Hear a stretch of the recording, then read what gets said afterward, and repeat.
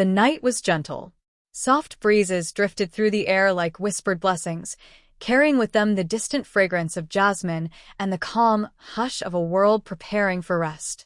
The sky above seemed deeper than usual, as though it, too, had paused its endless turning to listen.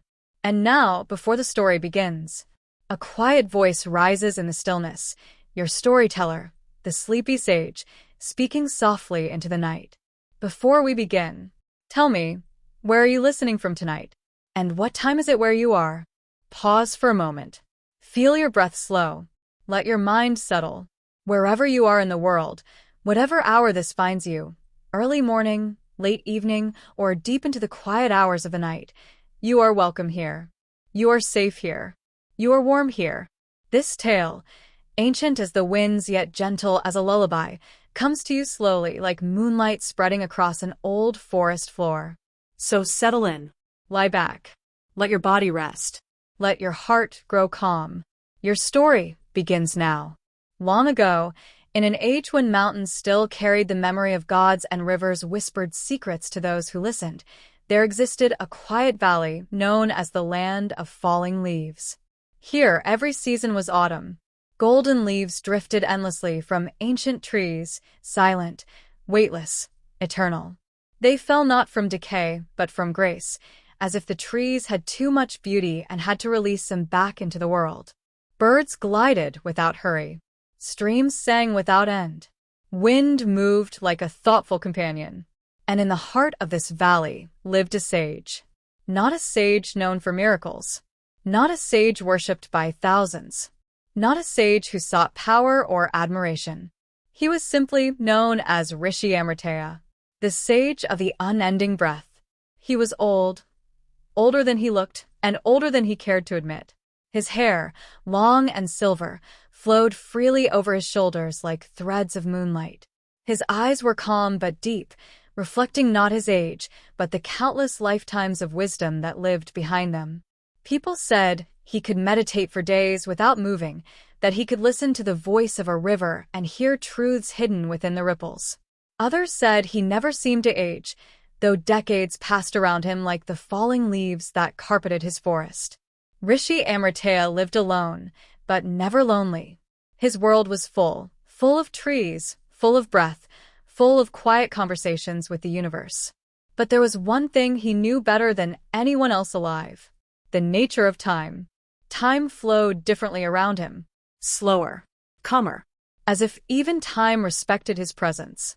And yet, even for him, one truth remained. All beings, even sages, must meet death. Not as an enemy, not as a punishment, but as a companion waiting patiently at the end of a long walk. And Rishi Amritaya knew his time was coming. He welcomed it, or so he believed. One evening, as the sage sat beneath his favorite banyan tree, its roots like ancient serpents resting in the soil, a strange wind passed through the valley. Not violent, not cold, not harsh, just different.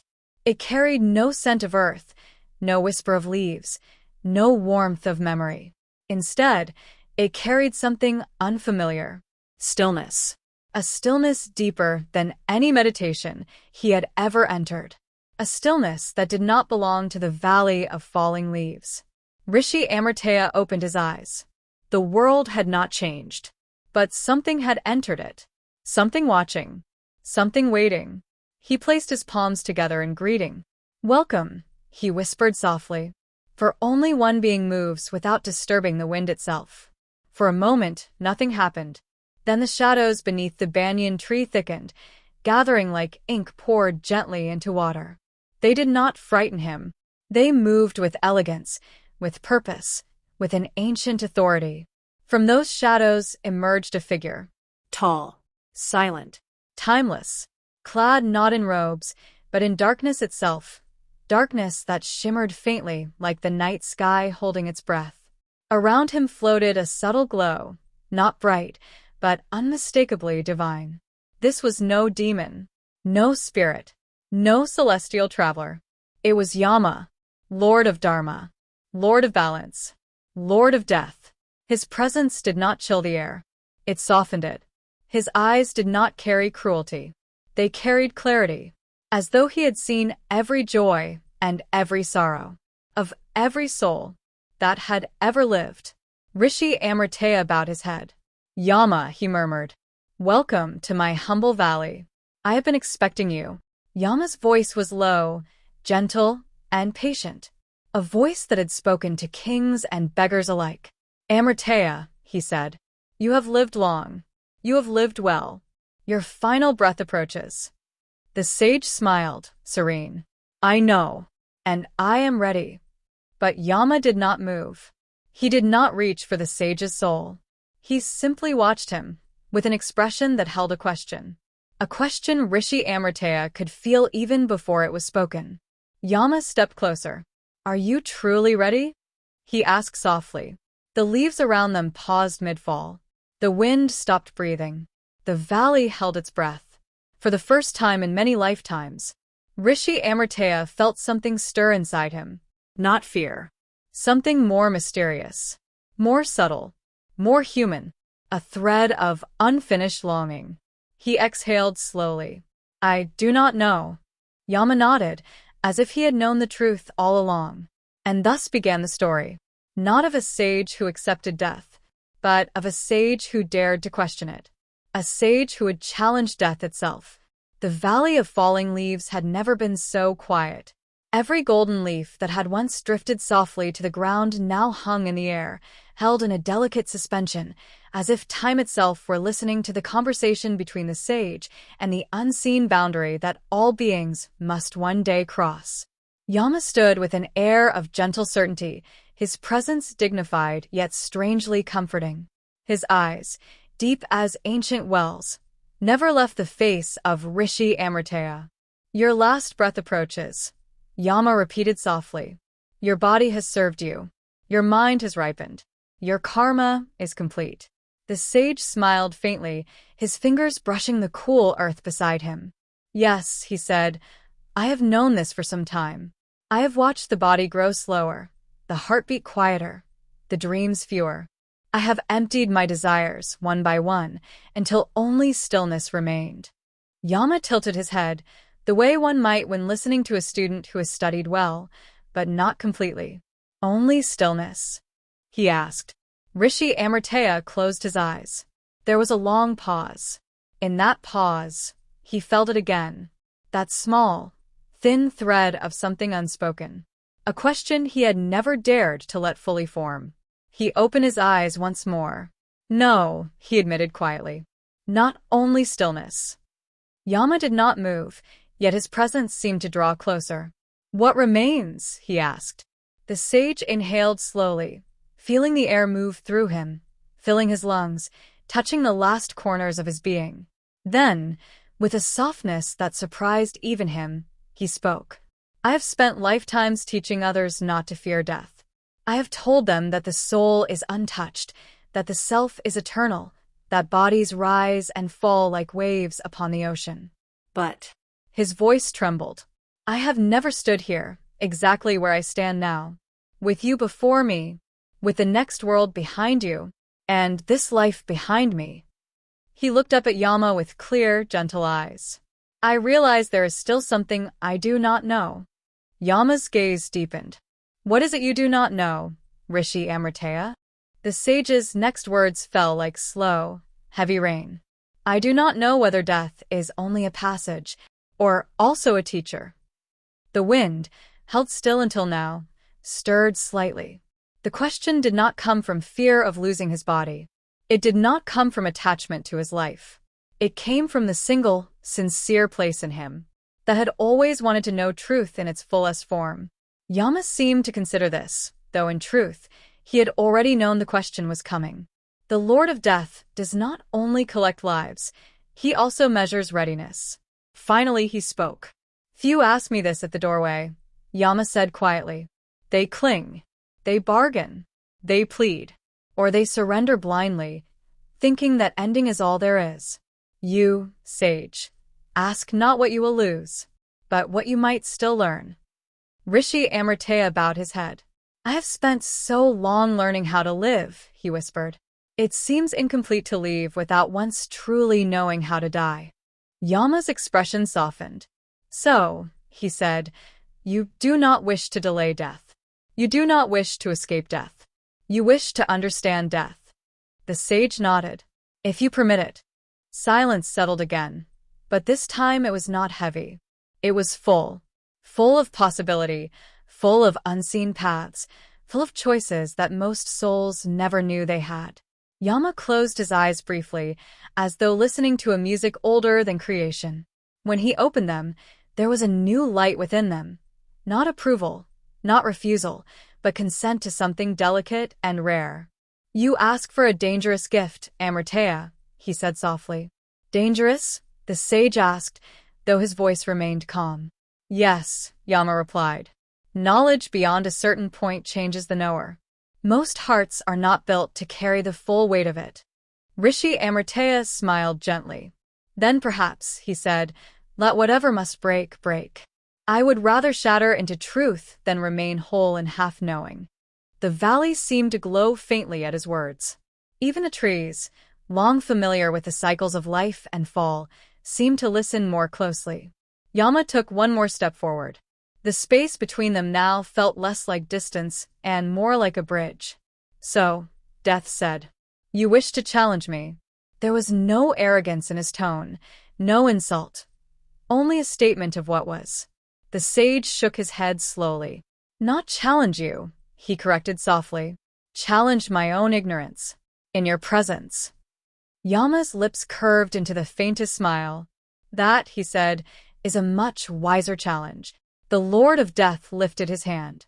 From the air between them, a thin thread of light appeared, delicate as spider silk, bright as a star reflected in water. This, Yama said, is the tether of your life. It is nearly complete. A few breaths more, and I could snap it without effort. Your soul would follow willingly. Your journey would continue as it should. The sage looked at the thread, then back at Yama. What must I do, he asked, to learn before it breaks? Yama's eyes shimmered, not with emotion, but with vast understanding. You must come with me, he said, not as the dead do, pulled from the body, carried across the river of forgetting, but as a guest. The sage nodded. A guest of death, he murmured. A rare invitation. Yama inclined his head. You will walk, he continued, through the regions where souls pass after they leave the earth. You will see what they cling to. You will hear what they regret. You will feel what they release. You will stand in the halls where lives are weighed, and you will see not reward and punishment, but balance and teaching. He paused. And then, at the end of that journey, you will stand with me before a door that no sage, no king, no god can cross without leaving something behind. Rishi Amritaya listened, the lines of his face steady but tender. What will I leave behind? He asked. Yama's answer was simple. Who you think you are. The valley grew very still. The sage exhaled slowly. And if I accept, he asked. Yama replied, then your last breath will wait. Your body will remain here, sitting beneath this banyan tree, as if in deep meditation. The world will think you have left it, but your awareness will walk with me, into the realms between. And if I refuse, the sage asked, then, Yama said gently, I will do what I have always done. I will guide your soul as I guide all souls, without blame, without haste, without partiality. You will leave this world peacefully, and in time, you will live again. Rishi Amritaya closed his eyes once more. Inside him, there were no arguments. Only one quiet question. Am I willing to see everything? Everything that death truly is. Everything that life truly means. Everything that lies beneath the rise and fall of breath. When he opened his eyes, they were full of calm certainty. I accept, he said. Yama nodded once. The leaves hanging motionless in the air began to fall again, drifting slowly to the forest floor. The wind resumed its gentle song. Time took a soft, careful step forward. Then sit, Yama instructed. Let your body be still. Let your breath become a bridge. Rishi Amritaya folded his legs beneath him, spine straight, hands resting gently upon his knees. He closed his eyes, not to retreat, but to open. Yama raised his hand, and the thin thread of light connecting the sage's soul to his body shimmered, not breaking, not tightening, but loosening just enough for the journey to begin. The forest watched in silence. Rishi Amritaya sat beneath the great banyan tree, his spine straight, his eyes closed, his breath soft and steady. To anyone passing by, he would have looked like a sage deep in meditation, merged with the stillness of the evening. But inside him, a doorway was opening.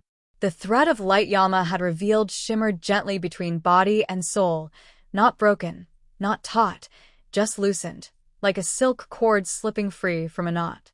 "Breathe," Yama's voice said, though his lips did not move. "Not to cling to life, but to let it gently set you down." The sage inhaled. The air felt different now, lighter, less tied to weight, less tied to form. As it filled him, he felt not only his lungs expand, but his awareness stretch, as though his consciousness were a sky widening beyond the horizon of the body. He exhaled. With the breath leaving him, he felt something subtle release. A small attachment here, a tiny fear there, threads that had lain hidden deep inside, now untying themselves of their own accord. Again he breathed in. Again he breathed out. Each breath became less about survival and more about surrender. The forest around him grew softer, less defined. The ring of roots, the carpet of leaves, the outlines of trees, they all seemed to blur at the edges, not vanishing, but becoming transparent. Yama's presence, however, became clearer. He no longer stood like a figure at a distance. He seemed everywhere at once, inside the stillness, inside the space between heartbeats, inside the silence that had settled over the valley. "Now," Yama said gently, "step." The sage's eyes remained closed. His body did not move, but something within him shifted. For most, the departure of the soul is abrupt, a pull, a separation, a sudden letting go.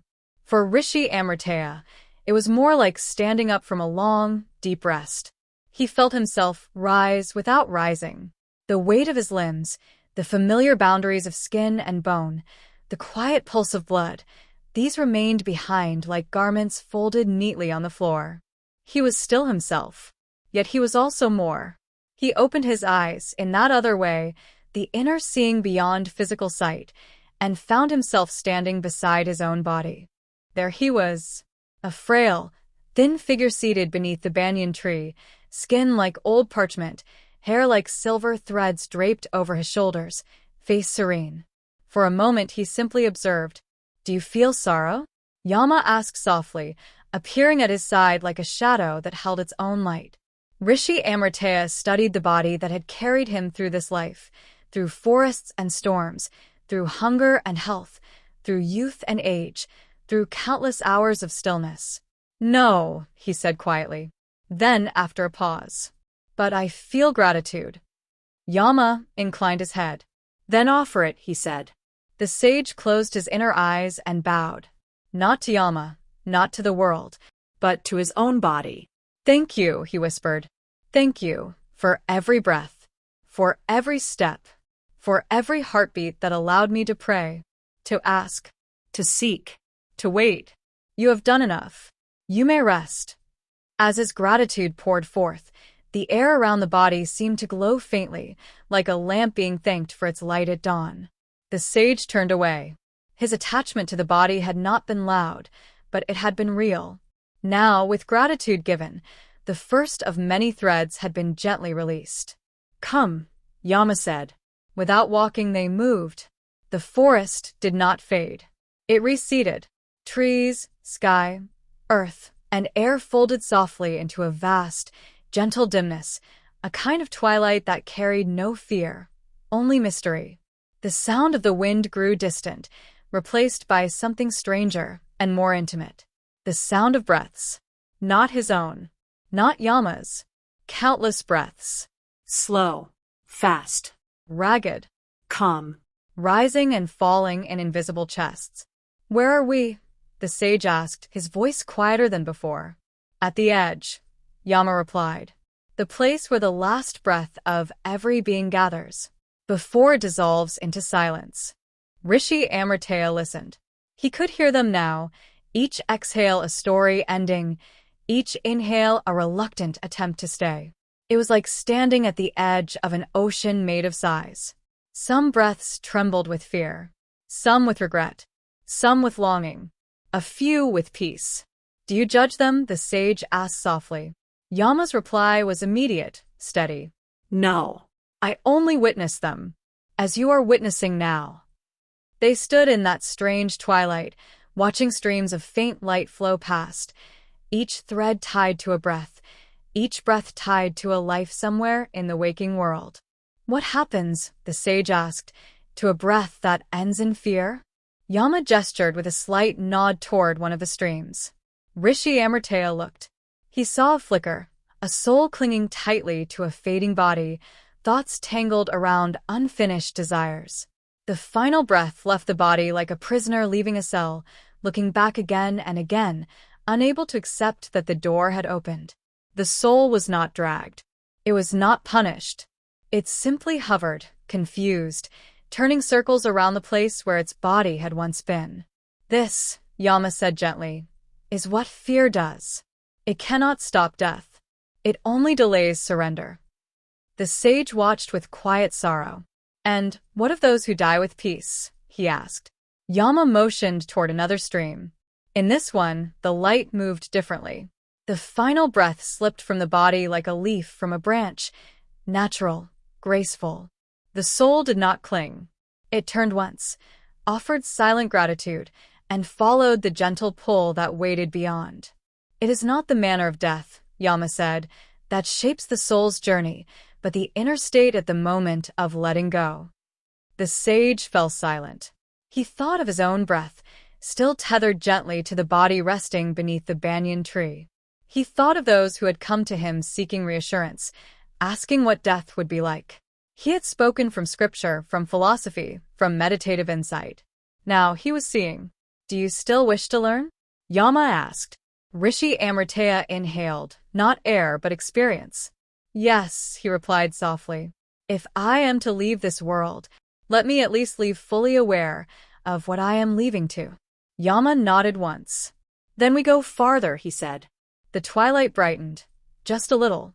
The sound of breaths, those last exhalations of countless lives, grew softer, as if moving behind a veil. Ahead of them, a vast, shimmering expanse appeared. Neither sky nor ground, neither river nor air. It looked like a field of light, woven from threads of memory and intention. Souls drifted there, some bright, some dim, some rushing, some resting, each wrapped in the impressions of the life they had just departed. "This," Yama said, "is where most come, when the world believes they have gone." The sage watched, his heart strangely tender. "This is not an end," he whispered. "It is a pause." Yama's eyes shone softly. "Now you begin to see," he said. "And we have not yet reached the place where death and life meet as one." The field of light stretched endlessly before the sage, shimmering like a horizon woven from moonshine and breath. It was not bright, yet everything within it was perfectly visible, clarity without glare, illumination without shadows. Souls moved gently through the expanse like drifting lanterns, some glowing softly, others flickering like uncertain flames. Each carried with it a trace of the life it had just left behind, a memory, a longing, a regret, a love unfinished. Rishi Amritaya felt none of the fear he once imagined the afterworld would hold.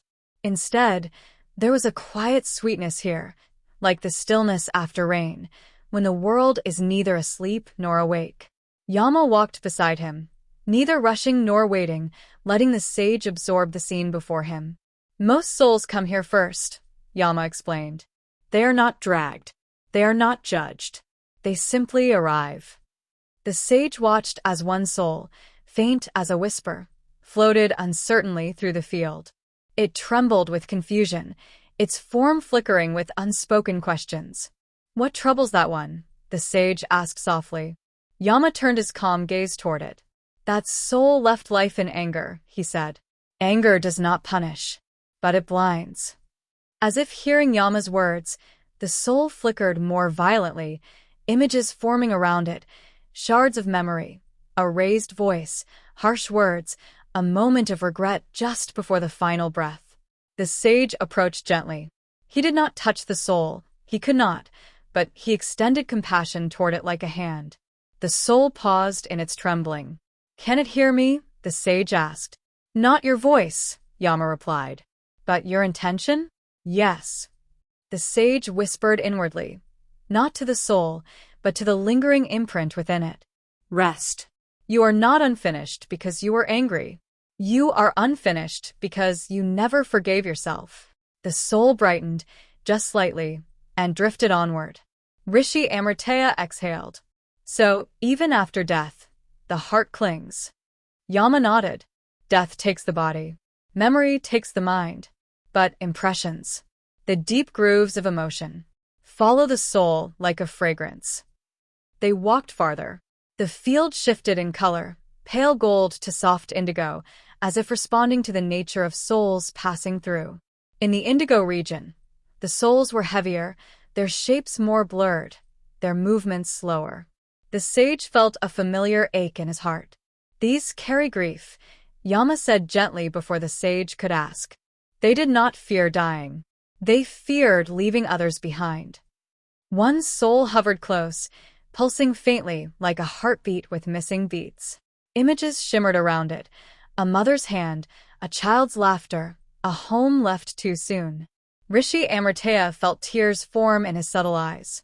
"There is so much love here," he whispered, "and so much pain." "Grief," Yama said, "is love trapped in the shape of loss." The sage watched the soul struggling to move forward, as though hesitating between the memory of Earth and the pull of what lay beyond. "What frees it?" he asked. Yama extended his palm. A soft breeze, lighter than breath, warmer than sunlight, passed over the soul. It brightened, just a little, just enough to move again. "Grace," Yama answered. "No soul walks alone." The sage inhaled deeply. He had taught these truths. Now he was living them. They continued walking. Soon they reached a region brighter than the rest, soft yellow light, warm and tender.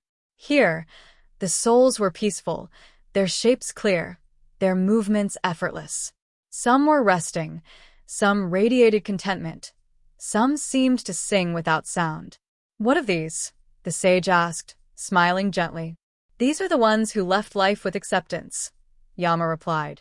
"Not because their lives were perfect, but because they no longer clung to imperfection." The sage bowed his head. "These are fortunate," he murmured. "No," Yama corrected. "They are free." The sage considered this for a long moment. "So far," he said softly, "I see many shades of emotion, but no punishment." Yama's eyes softened. "Punishment is a human idea," he said. "Balance is the truth. Death does not strike. Death untangles." They walked on. Eventually, the field of light narrowed into a pathway, a pale, shimmering road winding into a deeper, more luminous emptiness.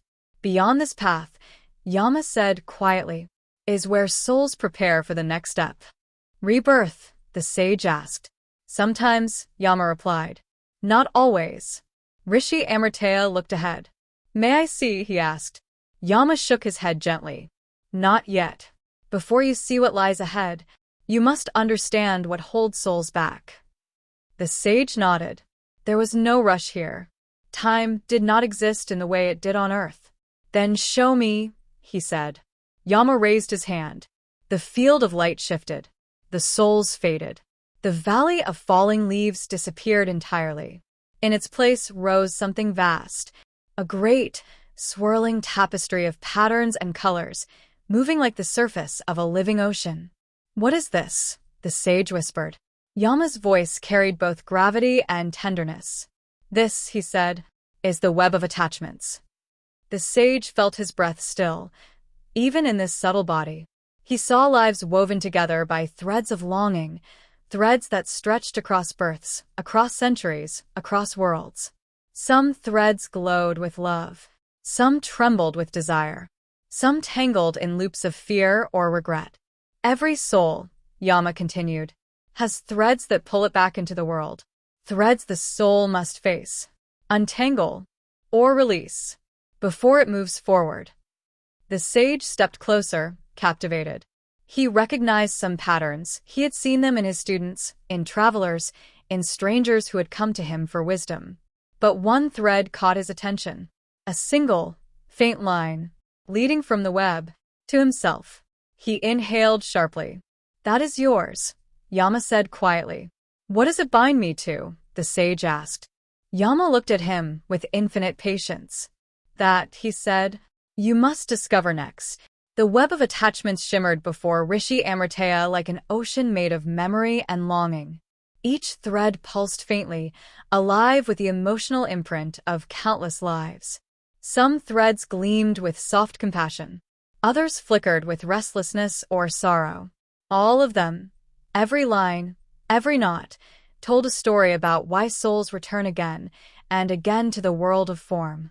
But the faint thread leading toward him, the one glowing softly and vibrating with familiarity, held his full attention. Yama stood beside him, silent yet profoundly present. His calm gaze did not press, did not demand, it merely waited. Rishi Amritaya reached out, hesitating just before touching the shimmering line. "Tell me," he said softly, "why does this thread still bind me?" Yama's voice was gentle. "Because even the wise carry remnants of their humanness. Because the heart remembers what the mind releases. Because liberation does not come from knowledge alone, but from understanding." The sage nodded slowly. He could feel something deep begin to stir within him. Not fear, not regret, but recognition. "Show me," he whispered. Yama extended his hand toward the thread. The moment his fingertips brushed against it, the thread brightened, bright as morning sun striking water. A pulse of light ran through it, traveling backward, toward its origin. The light spread outward. The web of attachments dissolved into mist. The luminous field faded. The twilight world fell away. And from the quiet of the void, a scene began to form, soft and shimmering, as though rising to the surface from the depths of an ancient lake. The sage found himself standing in a different forest. This one was younger, alive with the vibrant green of spring, filled with birdsong and the fragrance of new blossoms. A small river flowed nearby, swift and playful. A breeze stirred the leaves, carrying with it laughter, familiar laughter. Rishi Amritaya inhaled sharply, though he had no lungs in this subtle state. "This place, I know it." From behind a tall bamboo grove emerged a young woman, her eyes bright with joy, her hands carrying a pot of water, her steps light upon the earth. She did not see him. She walked through him, because this was not the present. This was a memory, woven into the thread that bound him. Her name, Yama said softly from behind him, was Anila. The sage closed his eyes. He had not spoken that name in lifetimes. "Show me more," he whispered. The memory shifted. Time moved. He saw himself, not as a sage, not as an ascetic, but as a younger man, strong and laughing, a student of life rather than its teacher. He and Anila sat beside the river, speaking softly. Her fingers reached into the water, sending ripples across its surface. "You will leave one day," she said gently. "Your heart is too big for this village." He smiled at her, a smile full of youthful certainty. "Then come with me." She shook her head, eyes filled with both love and sadness. "My destiny is here. Yours is everywhere else." He took her hand, and even though this was only a memory, he felt the warmth of it in a subtle form. "I will return for you," he promised. She smiled back, but her eyes flickered with doubt. "Will you?" she whispered. Rishi Amritaya felt something tighten in his chest. He wanted to reach out, to tell her the truth, that he had meant every word. But the memory shifted again. Years passed in moments. He saw himself leaving the village to seek knowledge, carrying a staff and a pouch of simple belongings. He looked back many times, until the path curved, and Anila's home vanished from sight. His journey became long. His practice deepened. His renunciation grew, and Anila became a whisper at the edge of his mind. One day, after decades of wandering, he returned. He stood at the same riverbank, but the bamboo grove was larger. The water flowed quieter. No laughter. No bright voice calling his name. An old woman gathering herbs told him the truth. She waited, the woman said. She waited until her breath grew thin. She believed you would come back. Rishi Amritaya felt his heart collapse in the memory. In the present, in Yama's realm, he whispered, I did not forget her, but I became lost in my path. Yama's voice was soft. She did not bind you with expectation. She released you the moment she knew you would not return. Then why, the sage asked, voice trembling, does this thread remain? Yama stepped closer. Because you did not release yourself. The sage's subtle form shivered. This attachment, Yama continued, does not come from her. It comes from a promise you made but never fulfilled. A promise, the sage whispered. Yes, Yama said. You vowed to return, not to her body, but to the love she offered you. The sage bowed his head. I have lived many lives since that moment. I have meditated upon mountains, served the poor, guided seekers, and yet this promise remains. Yama nodded gently, because it was not a promise of romance.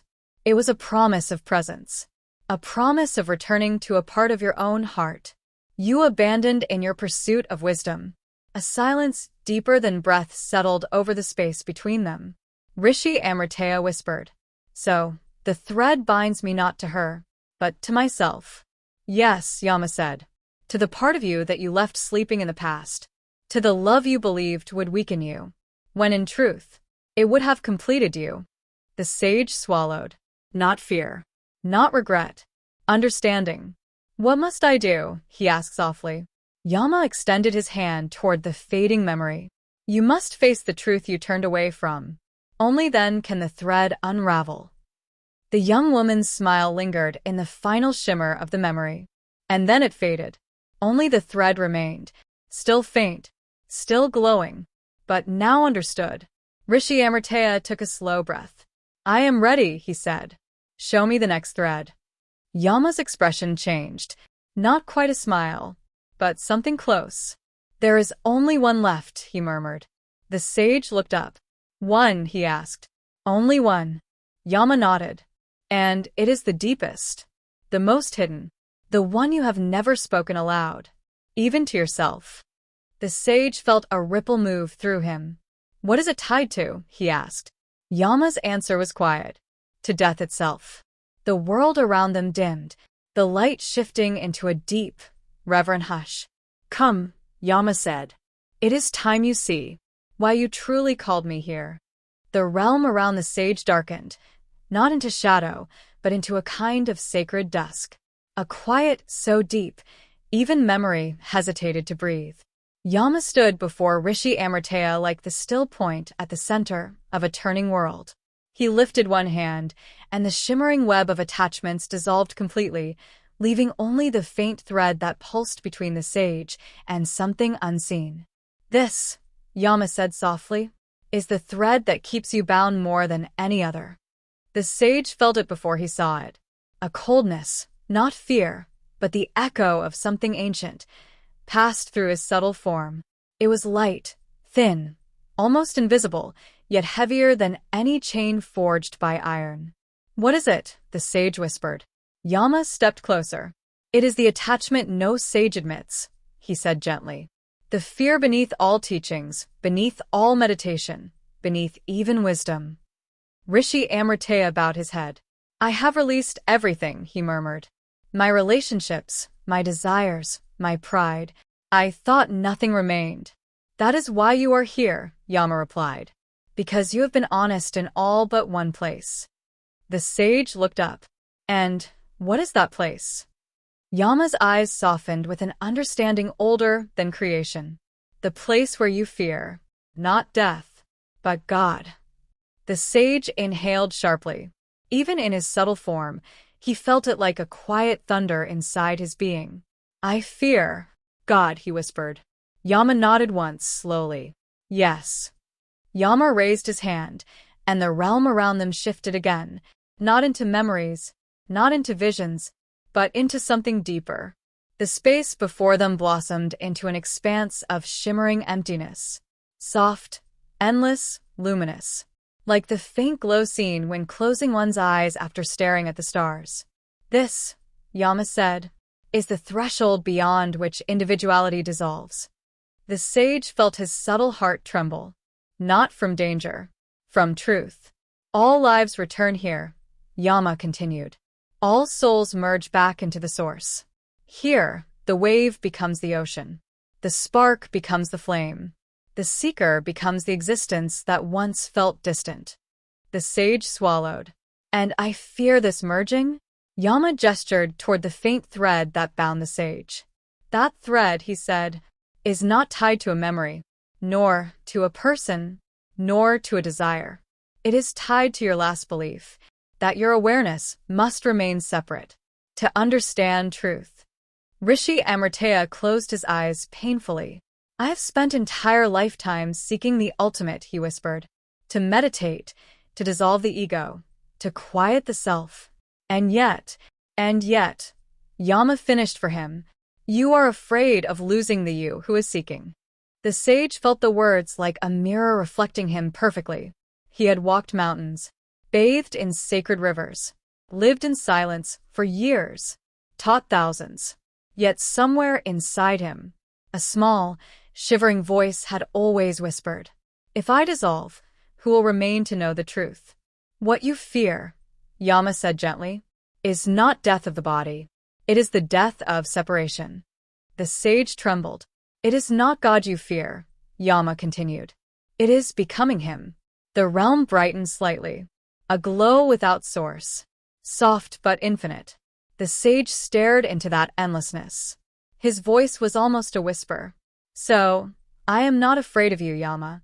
I am afraid of what comes after you. Yama nodded. Yes.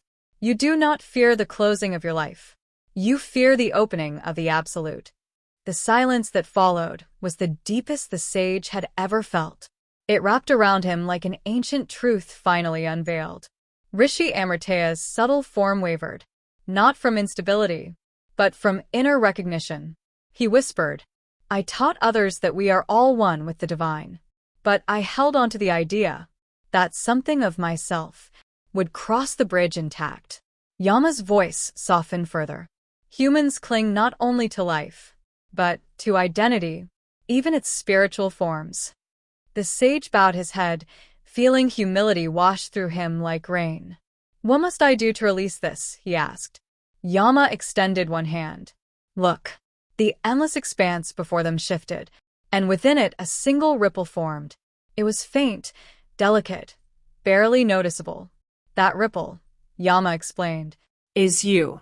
Your presence, your consciousness, your identity, refined by lifetimes, but still separate. The sage watched the ripple shimmer. It is beautiful, he murmured. It is, Yama agreed. But it is not the ocean. The ripple trembled. The faint thread binding the sage pulsed. Yama spoke gently. You are not attached to others. You are not attached to the world. You are attached to your own spirituality. The story of being a seeker, a sage, a knower. Rishi Amritaya looked down, feeling tears he did not physically possess. I am attached, he whispered, to the one who seeks liberation. Yes, Yama said. And as long as that seeker remains, the one who is liberation cannot reveal itself. The sage shuddered softly. So, even this must dissolve. It must, Yama said. And you have reached the doorway, where that dissolution becomes possible. The thread binding the sage to himself, that thin line of subtle attachment, glowed brighter, as if aware that it was seen clearly for the first time. What happens if I let it go? Rishi Amritaya whispered. Yama's answer was calm. You will no longer be the one who asks. You will be that which answers. The sage trembled at the truth of it. And if I cannot release it? Yama rested a hand on his shoulder. Then you will return, not because you failed, but because your heart still seeks something that can only be learned in form. The sage looked into Yama's eyes. I want to know, he said. Truly know. Yama nodded. Then we must walk deeper, to a place only those who challenge death ever reach.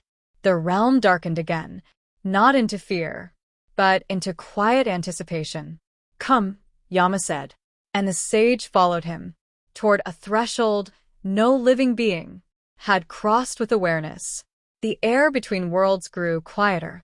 The shimmering fields of departed souls faded behind them, dissolving into a soft emptiness, like mist returning to the sky.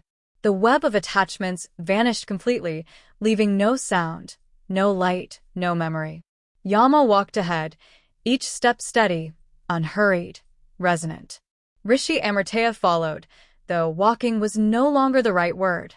Here, movement was intention. Distance was merely a shifting of awareness. The space before them deepened into a vast, luminous twilight. Not dark, not light, something in between. Like the moment before dawn when the world is neither sleeping nor waking. What is this place? The sage asked, his voice gentle, reverent. Yama paused. This, he said softly, is the region where identity thins. Rishi Amritaya inhaled, out of habit, not necessity. Around them, the very fabric of existence trembled subtly, as if woven from threads too delicate to touch. The air felt thick with silence, rich with unspoken truths. Even the sage, seasoned in countless meditations, felt a trembling inside him. Not fear, but a vast anticipation. Yama turned to him. Every soul, he said, must pass through this place. Most drift through unknowingly. But you will walk through it awake. The sage bowed his head. I am ready, he whispered. But was he? As Yama stepped deeper into the twilight, Rishi Amritaya followed. With each movement, something inside him loosened. Not broken, just loosened. First, it was the sense of direction. There was no ahead or behind here, only forward inside oneself. Then it was the sense of distance. Whether Yama stood 2 steps away or 100, the sage could not tell. Then it was the sense of form. He looked down and realized he could no longer feel the outline of his subtle body. His shape faded inward. Yet he remained. Do not resist, Yama said gently. This is how identity begins to dissolve. Not by force, but by softening. The sage exhaled, letting the sensation wash through him. What dissolves here? He asked softly. Yama answered. The illusion that you are separate. The illusion that you end where the universe begins. The illusion that you must remain you to be real. The sage closed his eyes. In his lifetimes of teaching, he had spoken of oneness, of the great merging, of the eternal self beyond individuality. But now, he was not preaching. He was experiencing. And the experience was overwhelming. In its quietness, a faint vibration reached him, like the echo of a thought not yet formed. It whispered through him, soft and trembling. I. The sage's heart tightened. Yama turned toward him. That, he said, is the last echo of I, the final residue of individuality. The sage listened. The echo grew louder, not as a voice, but as a feeling. I want to understand. I want to awaken. I want to know truth. The sage recognized the voice. It is me, he whispered. Yama nodded gently. The seeker is the last identity to dissolve. The sage trembled. So all my lifetimes of searching, all my spiritual hunger, all my desire to know, this too is bondage. Yes, Yama said, but only because you believe the seeker is eternal. Wisdom seeks truth, but liberation becomes truth. The sage closed his eyes tightly. He had imagined shedding the ego. He had imagined releasing attachments. He had imagined letting go of desire. But he had never imagined letting go of the one who let go. He whispered, voice breaking. I don't know how to release the I. Yama stepped closer. By seeing it clearly, he said. The seeker is only a candle that guided you through darkness. But a candle is not needed. When dawn arrives, the sage felt something warm inside him, a soft, tender sadness. He had loved the seeker. He had cherished it. He had worn it like a cloak of purpose. It had been his last companion. Must I truly let it go? He whispered. Yama's expression was full of infinite compassion. To cross into the infinite, he said, you must stop being the one who crosses. They moved deeper. The twilight thickened. The ground, or whatever supported their awareness, began to glow softly beneath them, like the breath of a sleeping universe. Suddenly, Yama stopped. Ahead of them shimmered a translucent boundary, like a veil made of light and silence woven together. Rishi Amritaya felt his breath catch. What is this? He whispered. Yama's voice became reverent. This, he said, is the threshold even I cannot cross. The sage stared, awe rising inside him. Yama continued. I can guide souls to the door. I can carry them across the river of forgetting. I can untangle threads of attachment. I can protect them from fear. But beyond this place, my power ends. The sage looked at him in shock. You cannot enter? I am the ender of forms, Yama said softly. But beyond this boundary, there are no forms, no beginnings, no endings, only pure being. The sage turned back to the shimmering veil. A soft hum vibrated from it, a sound that was not a sound, a presence that was not a presence. The sage whispered, This is what I have sought my entire life. And this, Yama said, is what you have secretly feared. The sage closed his eyes. Inside him, the last echo of I trembled, a tiny flame resisting the wind. What lies beyond? He asked. Yama answered with profound simplicity. Truth. But not truth you can understand. Only truth you can become. The sage inhaled. For the first time in all his lives, he felt both longing and trembling hesitation. In the same breath, I want to step forward, he whispered, but I do not know how. Yama placed a hand on his back, a gesture no one had likely received since the dawn of time. You do not step, he said. You dissolve. The sage trembled. But how? Yama whispered. Let go of the one who asks. The sage's entire being shivered. A gentle warmth spread through him, the warmth of truth touching the deepest part of him. He sensed it then. The thread binding him, the last attachment, was not tied to fear of death. It was tied to fear of losing the voice inside him that whispered, I must know. He exhaled. And with that exhale, the seeker in him flickered, but did not yet release. Yama stepped back. The next step, Yama said softly, must be yours. The twilight realm surrounding Rishi Amritaya pulsed with a quiet, sacred stillness. The sage stood before the shimmering veil, the threshold into the infinite, where individuality dissolves and only pure being remains. Behind him stood Yama, Lord of Death, silent and steady. Ahead of him lay the realm beyond death, a place even death himself could not enter, a place no identity could survive. Rishi Amritaya could feel the trembling inside him, like the flutter of a small bird caught between the desire to fly and the fear of falling. The last echo of I flickered within him, a whisper, a presence, a familiar companion, the seeker, the knower, the one who had wanted truth more than breath. He had believed it righteous. He had believed it sacred. He had never realized it was also a veil. Yama stepped beside him. You stand at the doorway, he said softly, and the one who stands cannot cross. Rishi Amritaya closed his eyes. Tell me, he whispered, what remains if the I dissolves? Yama's reply was a breath over silence. You. The sage's subtle form shuddered. He felt something inside him loosen again, like a knot that had been pulled for centuries. Finally exhaling into release. I have taught oneness all my life, the sage murmured. But standing here, I realize I held back a corner of myself.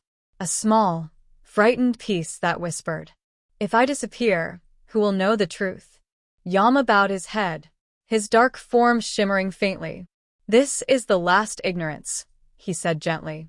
It hides in the brightest light. It lives in the purest hearts. Rishi Amritaya opened his eyes. He looked at the veil, shimmering softly, calling to him like a silent invitation. The sage spoke again, voice trembling. I thought I was fearless, yet this dissolving, terrifies me. Yama placed a hand on the sage's shoulder. Fear is not an enemy, Yama said gently. It is the final guardian. It stands at the threshold of the absolute, to ensure that only sincerity crosses. The sage breathed slowly. The trembling within him steadied a little. What must I do? He whispered. Yama's answer was a whisper of wind. Do not do. Simply stop holding. The sage listened within himself. There it was. A tiny grip, a curled petal of identity, afraid to unfold. He asked it silently. What are you afraid of? And the answer came softly, like a child confessing through tears. I am afraid there will be nothing left of me. The sage's heart warmed, not with pity, with compassion. He whispered inwardly, You are not meant to vanish. You are meant to return, to where you always belonged. The last corner of I quivered. Yama stepped forward. Look, he said. And the veil responded. A faint image appeared within the shimmering curtain, not a form, not a being, but a moment, a single drop of water, falling into a vast, calm ocean. At the instant it touched the surface, the drop did not disappear. It expanded, its boundaries dissolving into infinite water, its essence becoming the whole. The sage watched, breathless. That, Yama said softly, is you. Tears, subtle, light-filled, ran down the sage's being.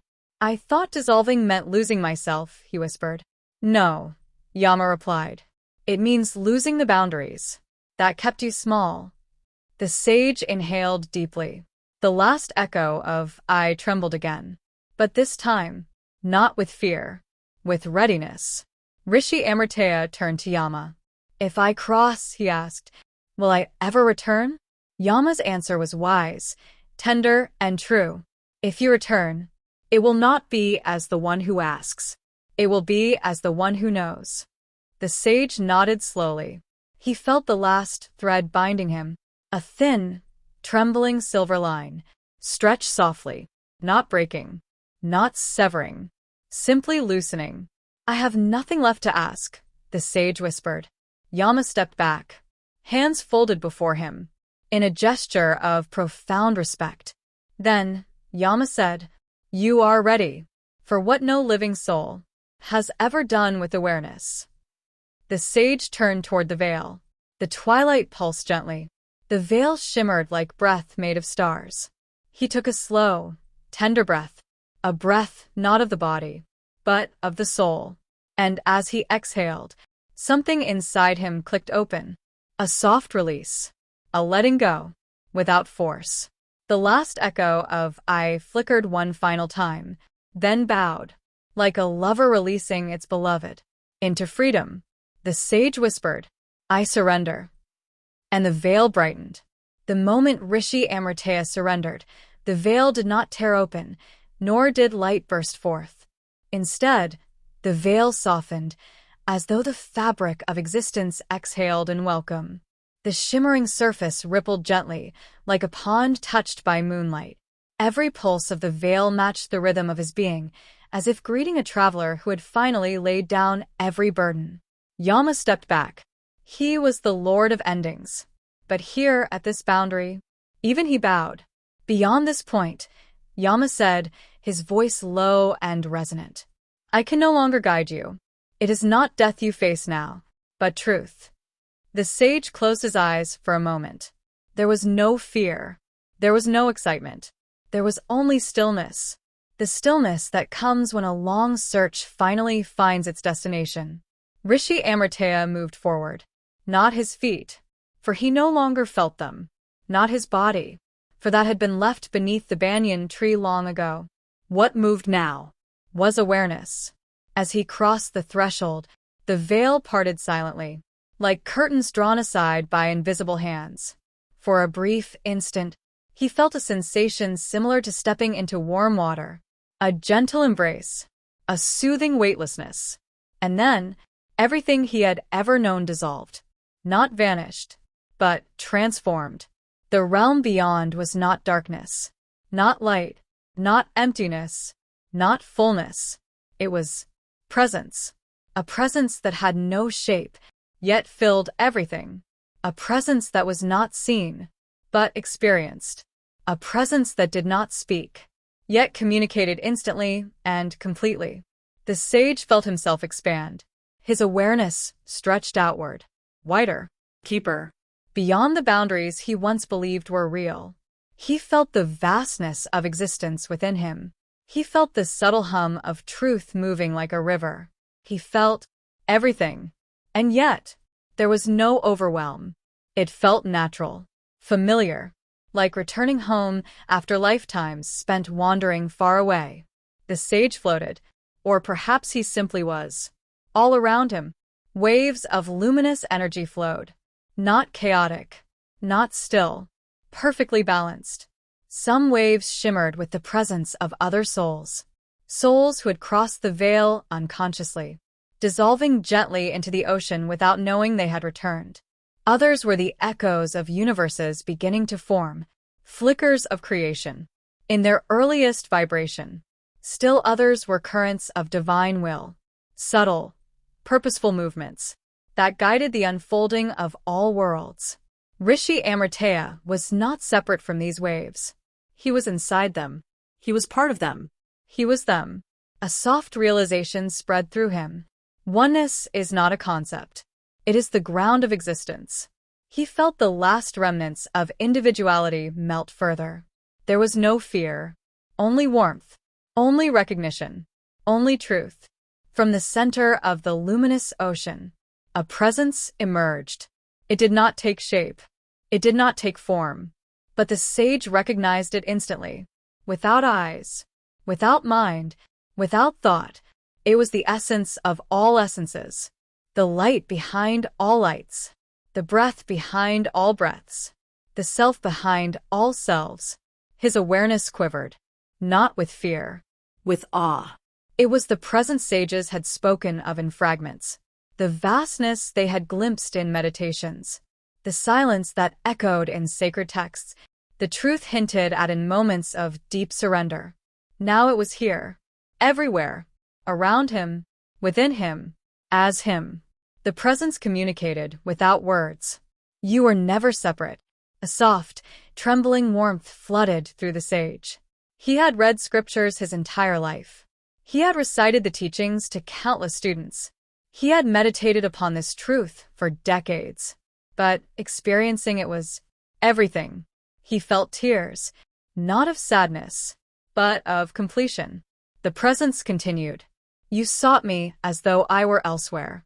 But you have always been me, seeking yourself. The sage dissolved further.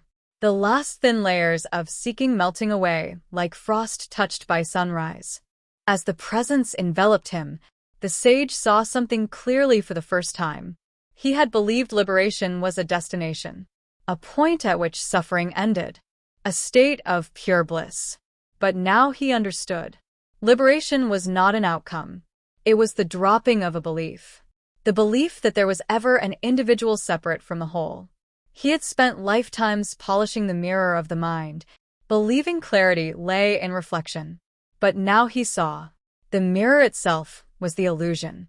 What remained was pure awareness. Unbroken. Boundless. Timeless. I am that. The sage whispered without lips. The presence warmed. You have always been that. As the sage merged deeper, something unexpected occurred. A faint vibration, soft, delicate, like the echo of a distant bell, pulled gently at the edges of his awareness. It was not an attachment, not desire, not fear. It was earth, not the physical world, not his body beneath the banyan tree. Something else. A whisper within the vastness called to him, not urging him to return, but asking, inviting. a sense of purpose. Not as the seeker he once was, but as the awareness he had become, rose quietly from within. "I," the sage said softly, yet without the identity he once carried. "Feel something incomplete." The presence responded gently. Completion does not mean absence of movement. The sage understood. Even in oneness, there can be flow. Even in dissolution, there can be expression. Even in liberation, there can be return. Not for learning, not for liberation, but for service. He felt the whisper again. A pull from the realm he had left behind. Not the body, not the world, not life itself. The whisper was Yama, calling him, waiting for him, respecting his crossing, yet knowing the journey was not finished. The sage opened his awareness fully. "Must I go back?" he asked. The presence replied, "Only if you choose to." The sage breathed, the subtlest breath, a breath made not of air, but of intention. And in that breath, he felt clarity. "I will return," he whispered, "but not as the one who left." The ocean pulsed softly in response. Yama waited beyond the veil, and the sage turned, not away, but toward the next step, toward the next truth, toward the return no soul had ever made with full awareness. The luminous ocean faded gently behind him, not withdrawing, not disappearing, but receding like a soft tide returning to its eternal rhythm. Rishi Amritaya did not step away from it. Rather, he reoriented, allowing his awareness to shift without losing its vastness. The presence of the infinite still filled him, quiet, expansive, like a new heartbeat that pulsed beyond form. Yet now a second rhythm emerged, a subtle calling, a vibration shaped by intention, rather than identity. He remembered Yama waiting at the edge of dissolution, patient, steady, as the guardian who leads all beings. To the threshold, no one crosses knowingly.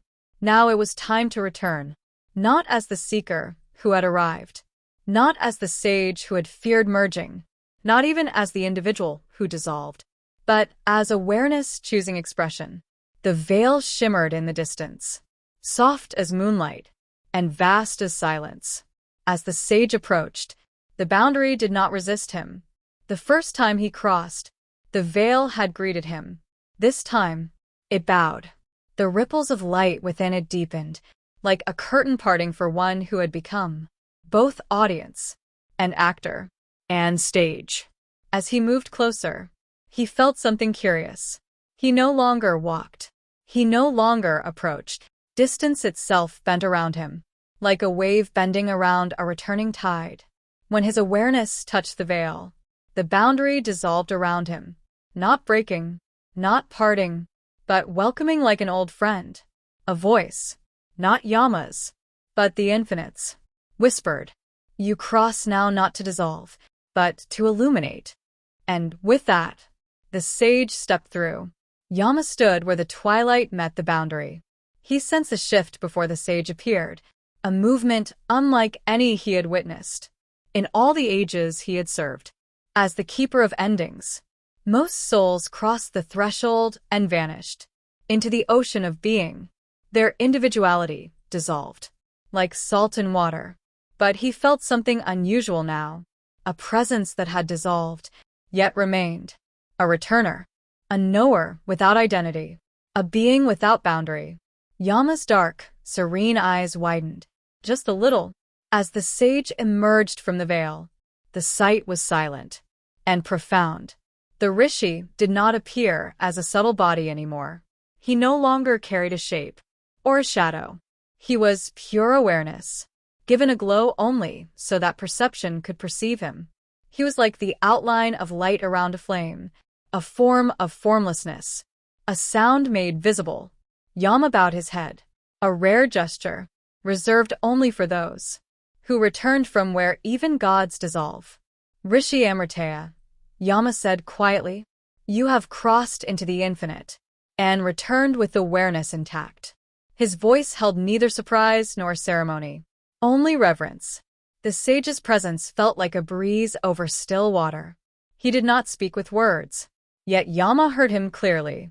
What dissolves need not vanish. Yama smiled softly. A truth known, he said, but seldom experienced.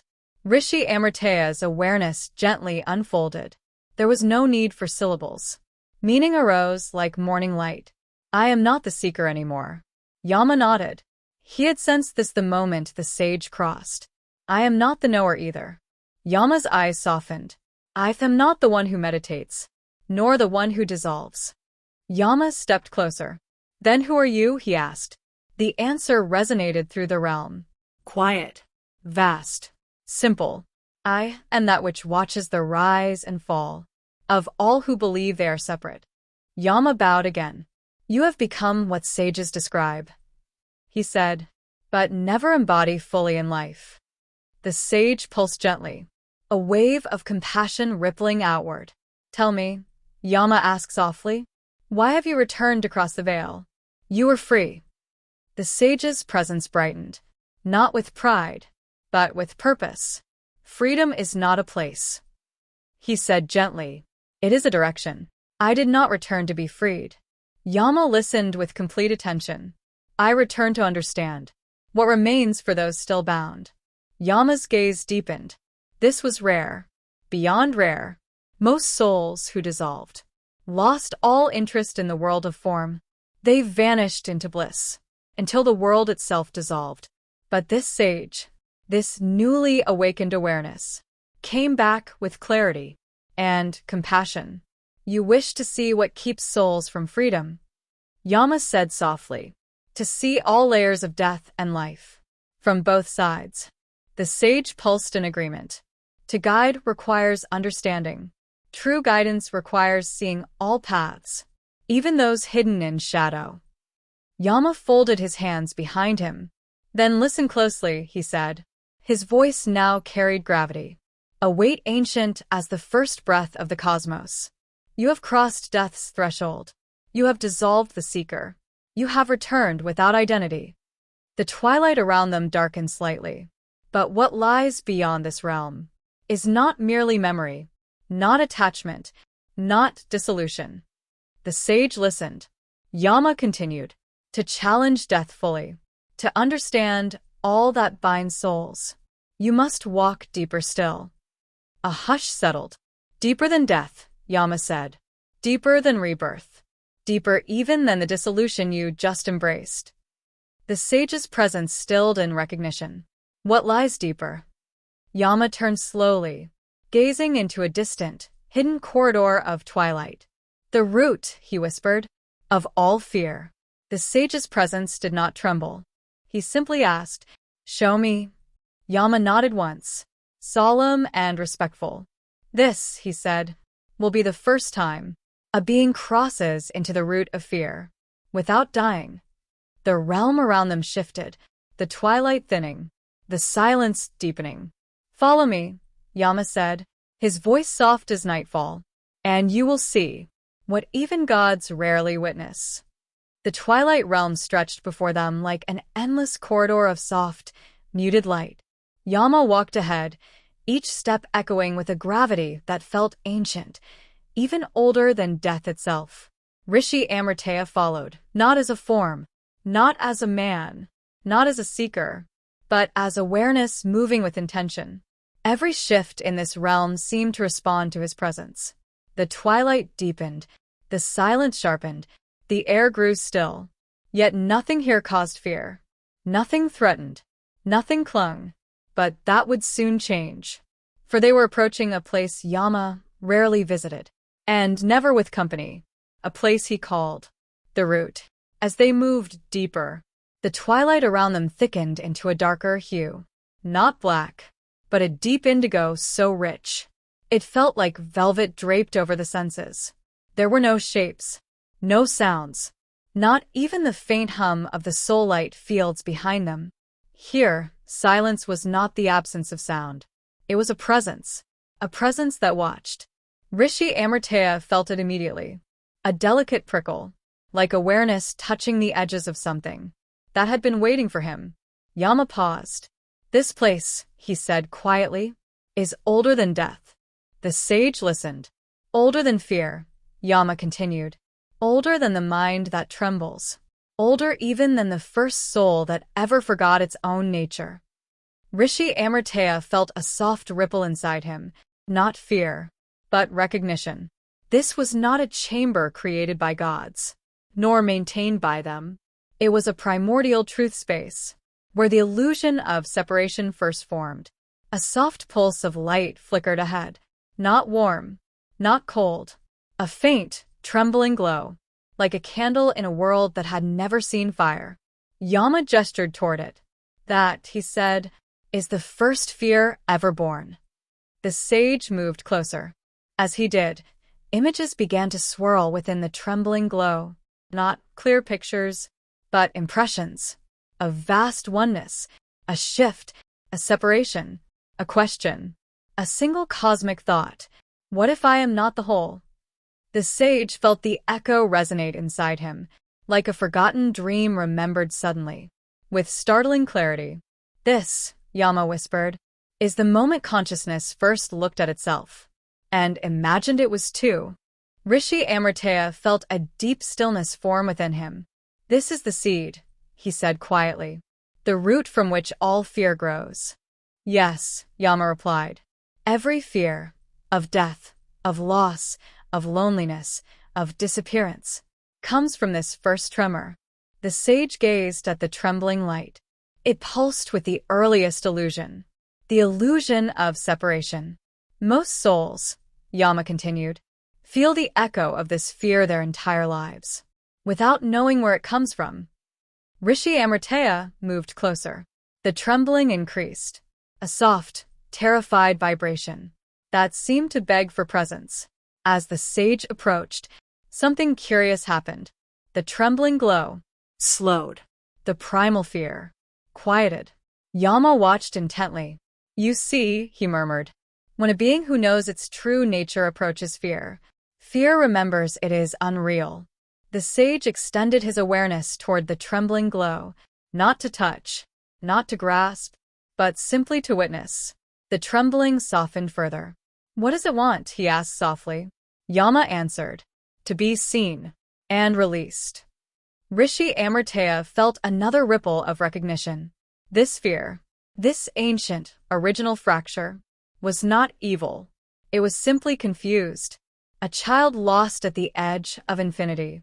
The sage whispered, you are not separate. The chamber vibrated gently. You never were. The trembling dimmed. There is nothing to fear. And then, the trembling glow brightened, not intensely, not dramatically, but with the quiet relief of someone realizing they were never alone. The sage watched as the glow expanded, not outward, but inward. The trembling turned to shimmering. The shimmering turned to radiance. The radiance softened into calm. And then, it dissolved, not like something ending, but like a truth returning to where it belonged. The chamber brightened ever so slightly. Yama turned to the sage. You have done, he said, what no being has done while conscious.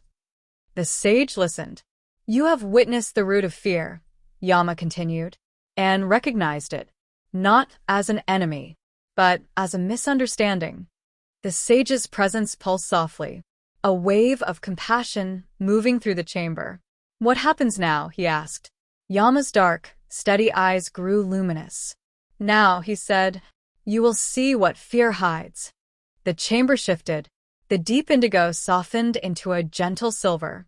A new light formed, calm, warm, far brighter than the trembling glow had ever been.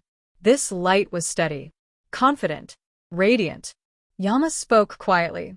This is the truth hidden beneath fear. The sage moved closer. The silver light expanded gently to meet him, not consuming him, but embracing him with effortless familiarity. Within that light, he felt a revelation. Fear had not been an obstacle.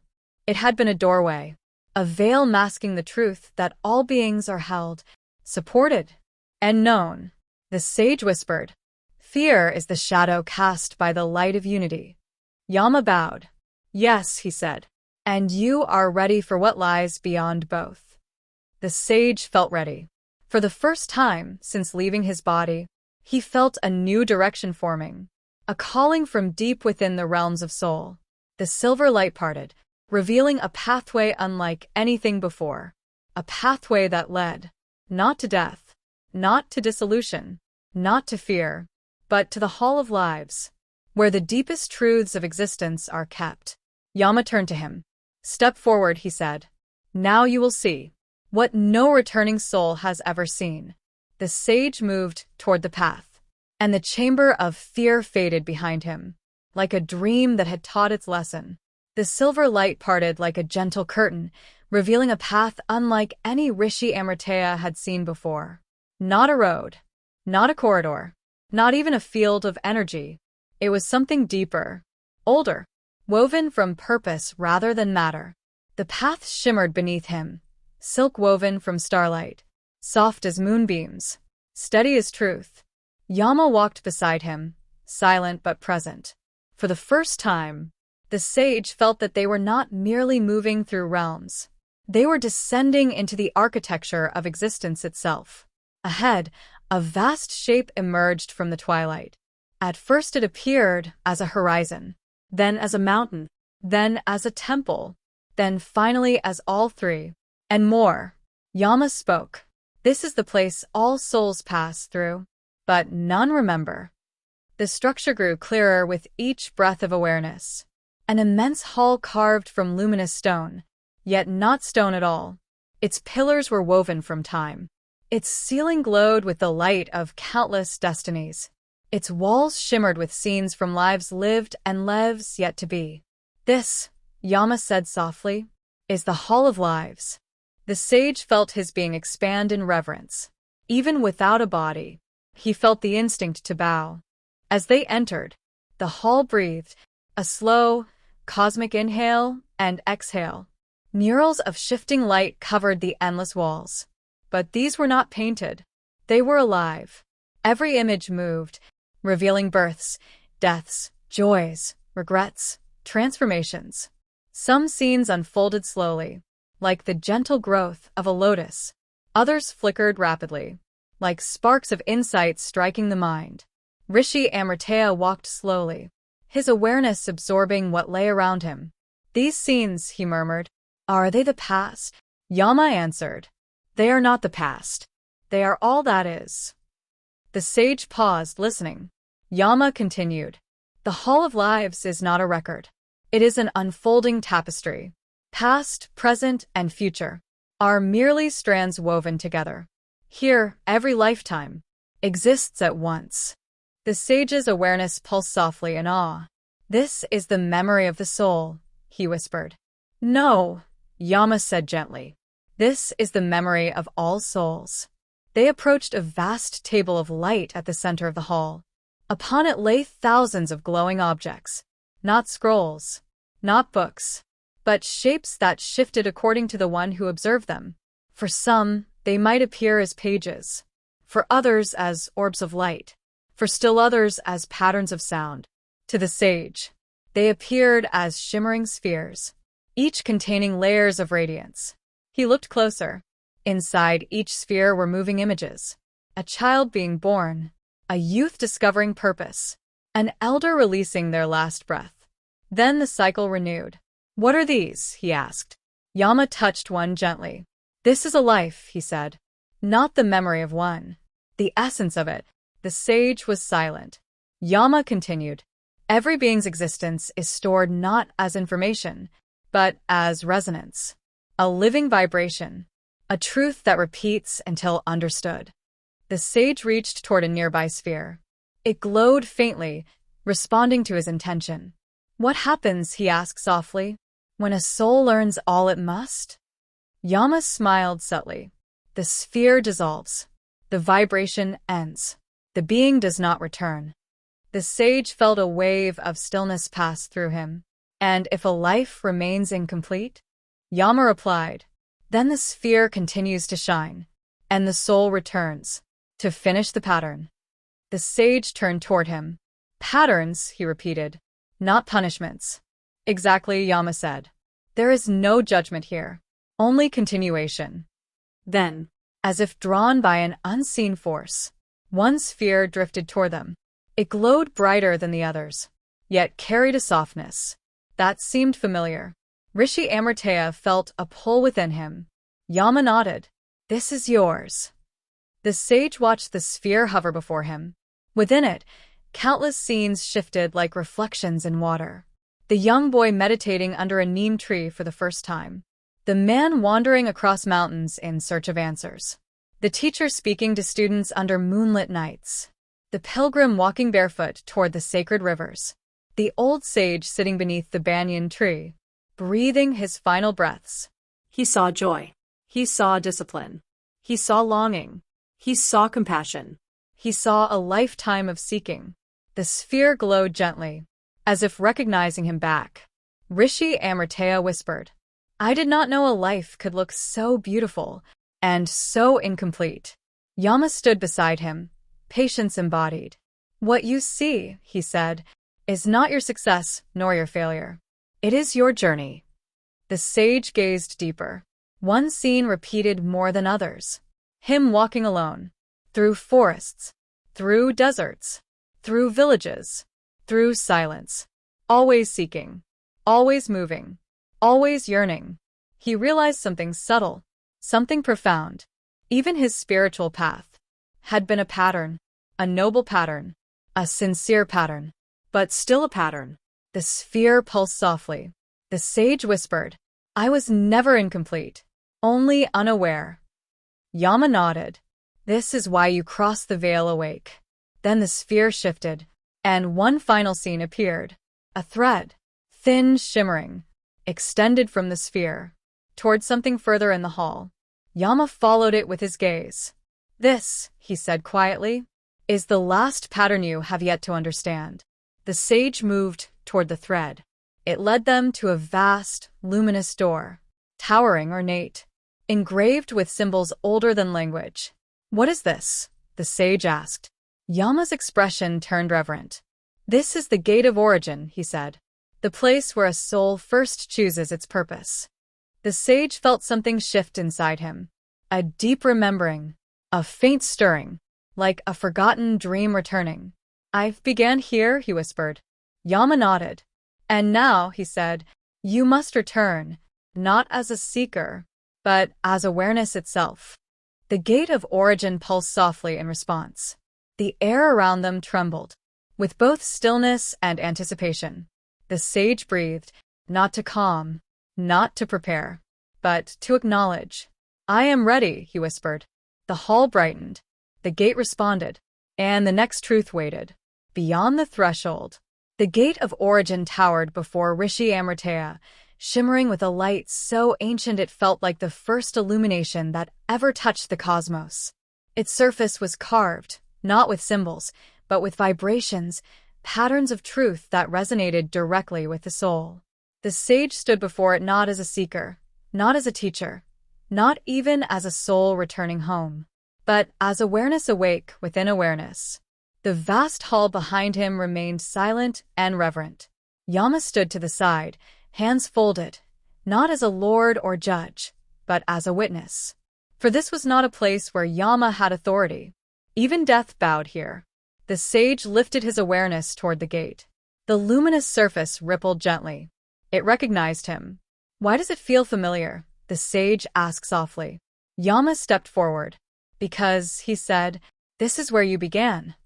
A soft vibration emanated from the gate, a quiet hum that felt like a heartbeat before time existed. Yama continued. "All souls pass through many gates. Gates of birth, of memory, of forgetting. But this is the first one. The place where a soul chooses its path for the very first time." The sage listened. A subtle warmth spread through him, a sense of divine nostalgia, as if he were standing again at a doorway he had crossed countless lifetimes ago. "Before you entered the world," Yama said, "before you were Amritaya, before you were even a seeker, you stood here." The sage breathed inwardly. "And I chose a purpose?" he asked. "Yes," Yama replied. "A purpose that has guided you through every lifetime since." The gate pulsed softly.